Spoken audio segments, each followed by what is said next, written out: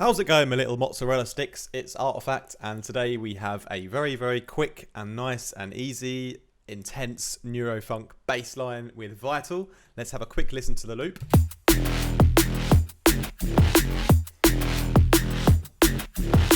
So the bass we're talking about today is, of course, the Mawuli bass.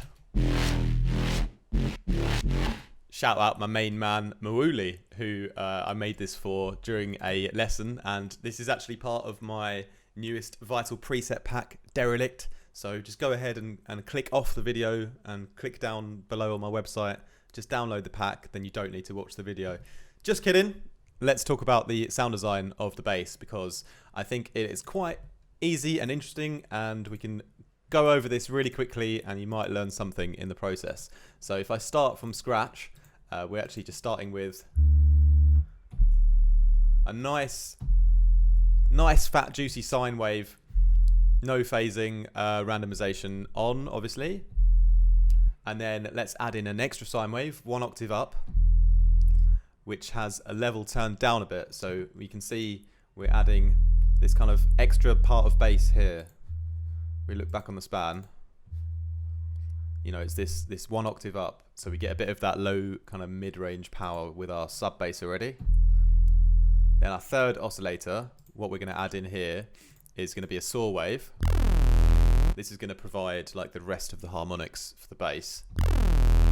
You can already see, you know, adding in the kind of rest of the frequencies here, and then a bit of vocoder, just kind of very slightly adds some complexity to the saw wave here. Bit of unison, bit of detuning, and then most importantly, frequency modulating from oscillator 2, from our second sine wave here. So now we're getting into that kind of Reese Neurofunk drum and bass territory. Next thing, by the way, these are ladies' sunglasses. It seems that I just don't care anymore about what genre or gender of sunglasses. It make me like a bumblebee or something. I don't think I'd wear them out. Yeah.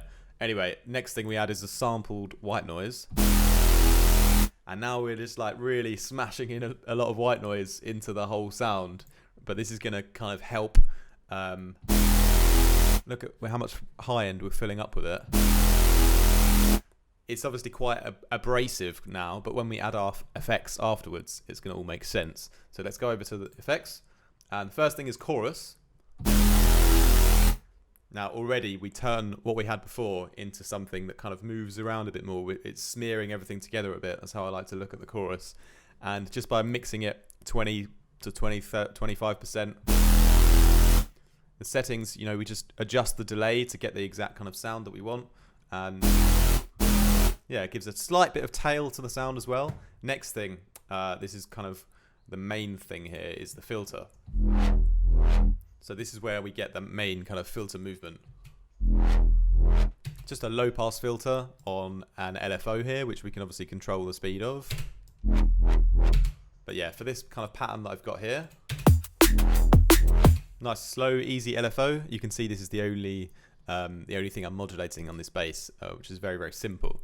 And yeah, but the thing is, when we filter out the low frequencies, you know, we've lost a lot of that high end in the sound now.